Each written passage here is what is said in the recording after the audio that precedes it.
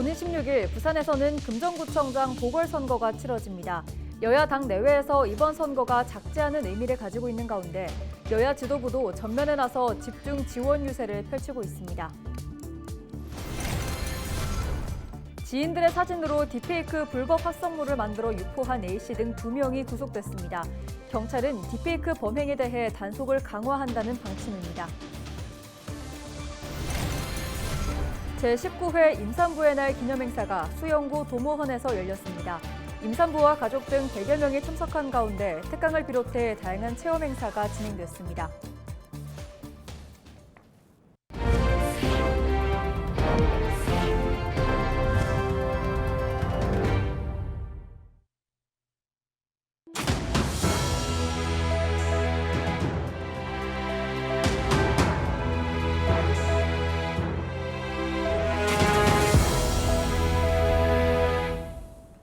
시청자 여러분 안녕하십니까? 헬로티비 부산 뉴스입니다. 10월 16일 치러지는 재보궐선거에서는 전남과 부산, 인천 등 4개 선거구에서 기초지자체장을 선출합니다. 부산 금정구에도 여야 당 지도부가 휴일마다 총출동해 후보를 집중 지원하고 있습니다. 금정구청장 보궐선거, 전국적인 관심을 받고 있는 이유는 무엇일까요? 차선영 기자가 차재권 부경대 정치외교학과 교수를 만나 이야기를 들어봤습니다. 11.6 재보궐선거, 부산, 울산, 경남 지역에선 유일하게 부산 금정구에서만 치러집니다. 차재권 교수는 이번 재보선, 단순히 기초단체장 선거를 넘어서는 전국적 의미를 갖는다고 분석했습니다. 윤석열 대통령과 김건희 여사의 어떤 국정난맥으로 인한 여러 가지 잡음들이 만들어지고 있는데 그 정권 심판론이 앞으로 정말 정권을 뒤집을 만한 기세로 나아갈지 아니면 여기서 조금 더 숨을 고르고 갈지를 결정하는 굉장히 중요한 선거고 한동훈 대표가 이번 금정구청장 선거를 이김으로써 당내 입지를 어떻게 강화해 나갈 건가 이런 다양한 의미 그러니까 어떻게 보면 정당 안에서 혹은 정당 바깥에서 전국적인 차원에서 다양한 중요한 의미를 갖는 그런 선거다라고 볼 수 있을 것 같습니다. 이런 이유로 지난주 징검다리 연휴와 주말 부산에선 민주당 이재명 대표와 국민의힘 한동훈 대표 등 여야 지도부가 전면에 뛰어들어 집중 지원 유세를 이어갔습니다. 보수 텃밭인 금정구를 사수해야 하는 한 대표, 사법 리스크 속에 당 장악력을 유지하고자 하는 이 대표, 두 대표 모두 입장은 다르지만 재보선 승기를 잡는 것이 절실한 상황인 겁니다. 금정구청장 선거 변수는 무엇일까? 변수 중 하나는 국정감사 여파입니다. 국감이 유권자 표심에 어떤 영향을 미칠지 각 정당에서 촉각을 곤두세우고 있습니다. 윤석열 대통령 김건희 여사에 대한 이 의혹과 관련된 어떤 정말 이슈들이 다시 불거지는가. 그래서 정권 심판론에 기름을 붓는가 마는가 이런 요소들이 아직도 선거에 남은 그런 이슈가 될 가능성이 높고.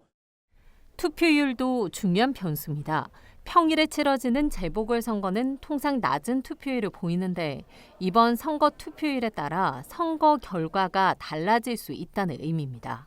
전국적 관심을 갖는 선거가 되면 얼마만큼 투표율이 높아지는가 그리고 그 투표율을 형성하는 유권자의 어떤 구성들이 얼마만큼 조직과 결합되어 있는가 이 부분이 굉장히 중요한 변수가 될 가능성이 높다고 보는 거고요. 또 금정군의 해묵은 현안인 침례병원, 공공병원화 등 지역 현안을 둘러싼 후보들의 입장에 따라 유권자 표심이 갈릴 수 있다는 분석입니다. 지역의 유권자들은 또 자기 삶의 문제와 직결되어 있는 정책에 눈길을 안 돌릴 수 없는 입장입니다. 그래서 저는 침례병원 공공병원화에 대한 양 후보의 어떤 입장 차이라든지 그다음에 노포 종합버스터미널에 대한 어떤 입장 차이 뭐 이런 것들 그다음에 뭐 재건축 재개발 정책에 대한 부동산 정책에 대한 입장 차이 이런 것들을 중심으로 저는 표심이 좀 갈릴 가능성들이 많다. 지역 민심을 확인할 수 있을 11.6 재보궐선거. 금정구에선 후보 간 그리고 여야 간 물러설 수 없는 치열한 맞대결이 펼쳐지고 있습니다. 헬로티비 뉴스 차선영입니다. 금정구청장 보궐선거 사전투표가 11일과 12일 양일간 실시됩니다. 사전투표는 오전 6시부터 오후 6시까지 가능하며 주민등록증이나 운전면허 등 공공기관이 발행한 사진이 첨부된 신분증을 지참해야 합니다. 모바일 신분증도 가능하지만 앱 실행 과정을 확인하고 화면 캡처 등 저장된 이미지는 인정되지 않습니다. 선관위는 10월 16일 보궐선거일은 공휴일이 아닌 평일에 치러지는 만큼 선거일에 투표를 할 수 없는 유권자는 사전 투표에 참여해 줄 것을 당부했습니다. 지인들의 사진으로 딥페이크 불법 합성물을 만들어 유포한 A씨 등 2명이 구속됐습니다. A씨는 지난해 5월부터 1년 동안 자신이 개설한 텔레그램 채팅방에 알고 지내던 피해자 11명의 SNS 일상 사진을 합성해 만든 딥페이크 불법 영상 264개를 공유한 혐의를 받고 있습니다. B씨는 지난해 8월부터 10개월 동안 딥페이크 불법 합성물 피해자에게 음란 사진을 보내고 발신번호 표시를 제한한 전화도 여러 차례 건 혐의입니다. 경찰은 2차 가해와 딥페이크 불법 합성물 유포 방지를 위해 디지털 성범죄 피해자 지원센터에 해당 영상 긴급 삭제와 차단, 모니터링을 요청했습니다. 온라인에서 거짓, 과장 광고를 한 화장품 및 의료기기 업체 11곳이 부산시 특사경에 적발됐습니다. 부산시 특사경은 지난 8월 26일부터 지난달 27일까지 부산 시내 화장품, 의료기기 온오프라인 유통 판매 업체를 대상으로 거짓 부당 광고 등 불법 행위를 집중 단속했다고 밝혔습니다.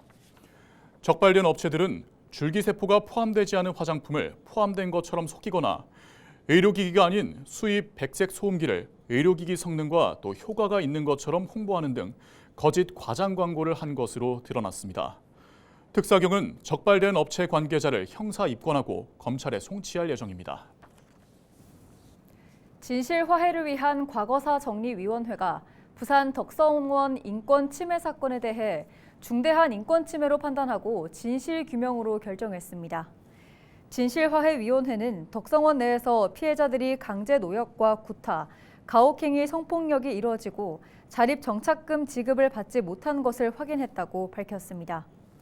이에 따라 위원회는 국가가 덕성원에서 인권 침해를 당한 피해 미신청자를 포함한 45명에 대해서도 피해자로 인정하고 공식적인 사과와 함께 피해 회복을 위한 적절한 조치를 해야 한다고 권고했습니다. 덕성원은 1952년 당시 동래구 중동, 현재 해운대구에 설립된 아동보호시설로 1996년 사회복지법인 덕성원으로 이름이 변경된 후 2000년에 폐원했습니다. 부산경제진흥원은 페스티벌 10월과 함께 열린 부산 수제맥주 마스터스 챌린지가 시민 만여 명이 방문하며 성황리에 마무리됐다고 밝혔습니다. 이번 행사에는 부산 대표 수제맥주 8개사가 참가해 최고의 맛을 겨뤘습니다. 올해 최고의 맥주를 선정하는 마스터스 챌린지 우승자는 전문가와 일반인의 심사를 통해 와일드캣 브루잉이 선정됐습니다. 경진원은 이번 행사가 부산 시민이 지역 대표 수제맥주 브랜드와 소상공인 우수 제품을 즐길 수 있는 좋은 기회가 됐다고 밝혔습니다.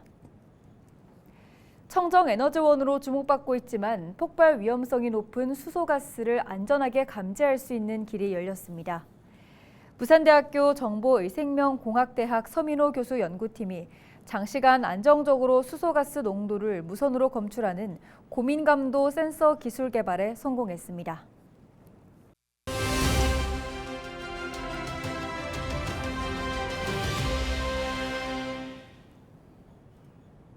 (10월 10일은) 임산부의 날입니다. 임신과 출산을 사회적으로 배려하고 출산과 양육의 어려움을 해결하자는 취지로 지정됐는데요. 임산부와 출산부가 말하는 실질적인 필요 정책은 무엇인지 들어봤습니다. 여론은 지금 서경 기자입니다. 10달 동안 뱃속에 아이를 품고 출산의 고통을 앞두고 있는 임산부. 혈액이 태아에게 집중돼 몸은 더 잘 붙게 되고 아이를 지키려는 보호 본능이 커지면서 정신적인 피로도가 매우 높은 시기입니다. 임산부가 교통약자로 지정돼 배려되고 있지만 일상 속 어려움은 쉽게 마주하게 됩니다. 대중교통 버스로 되게 많이 다녔는데 자리 양보를 좀 되게 거의 안 하시는 편이어서 거의 서서, 그러니까 광양에서 좀 왔다 갔다 하거든요. 그래서 거의 서서 오는 경우도 많이 있었고, 임신한지 안 한지 모르셔서 그런지 이제 힘든데 그냥 타고 갈 때가 힘들었고, 자리가 없을 때 그리고 뭐 택시 같은 거 애기 데리고 탈 때는 유모차 같은 거 옮기기가 힘드니까 약간 그런 부분들이 좀 힘들었던 것 같아요. 임산부들은 대개 한 달에 한 번 이상 병원에서 검진을 받게 됩니다. 아이의 성장과 임산부의 건강을 들여다봐야 하기 때문입니다. 출산율이 낮아져 지역의 산부인과들이 줄줄이 폐업하면서 출산병원 부족 문제에도 직면해 있습니다. 한번 말다 보면은 오래 기다렸다가 이러고 갈 된다는 점이 불편하고, 그래서 또 갈 수 있는 이런 산부인과 병원이 하나 더 생기면 너무 좋을 것 같아요. 아이를 낳으면 본격적인 육아가 시작됩니다. 정부의 아이 돌봄 지원 시간은 연간 960시간. 4명의 아이를 둔 다둥이 엄마는 하루 4시간 꼴인 돌봄 지원이 턱없이 부족하다고 토로합니다. 시간도 정해져 있고 960시간 1년에 주어지면서 이 동안에는 소득에 따라서 자기 부담금이 좀 작거든요. 근데 그 부분이 좀 시간이 좀 늘어났으면 좋겠어요. 다둥이 아빠는 사회적인 시선이 부담스럽습니다. 정부와 지자체가 임신 지원을 확대한 가운데 억 단위의 지원금을 받게 된 게 아니냐는 오해가 쌓인다는 겁니다. 아이 4명을 낳더라도 아이 1명당 지원금은 같다고 설명합니다. 저희가 뭐 4명이라서 정부의 지원을 엄청나게 받고 있다 이렇게 오해를 하시더라고요. 근데 실질적으로 1명 낳은 사람이나 4명 낳은 사람이나 똑같은 것 같아요. 어차피 1명도 예를 들어서 뭐 100만 원을 받았다. 저희는 4명이기 때문에 그냥 400만 원 받은 거예요. 그냥. 육아휴직 종료를 앞둔 엄마들은 걱정이 많습니다. 아이가 갑자기 아플 때면 직장에 양해를 구하고 아이를 돌봐야 하는데 완전히 낫기까지 입원이나 치료 기간에 기약이 없기 때문입니다. 복직을 앞두고 있어서 아기를 어린이집에 맡겨야 되는 상황이라 뭐 이게 아프거나 뭐 그런 상황이 되면 이제 제가 당장 달려가서 아기를 뭐 병원에 데려가거나 아니면 뭐 케어를 하거나 이렇게 해야 되는 상황이거든요. 그래서 좀 그런 부분들에서 이제 회사 눈치도 좀 보이고 또 아기도 좀 짠하기도 하고 몸도 마음도 편치만은 않은 임신 기간. 출산율을 높이기 위해서는 임산부를 더 세심하게 배려하는 사회적인 시선과 더불어 정부의 폭넓은 지원이 절실합니다. 헬로티비 뉴스 서경입니다. 제19회 임산부의 날 기념 행사가 수영구 도모헌에서 열렸습니다.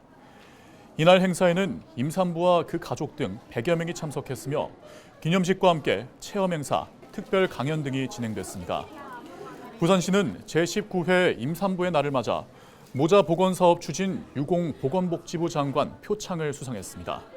시는 난임 부부 지원과 가임력 보존 지원 등으로 저출생 극복에 기여하고 저소득 임산부 기형아 정밀 무료 검사 지원 등 모자 건강 증진을 위한 다양한 사업을 추진한 공적을 인정받았습니다.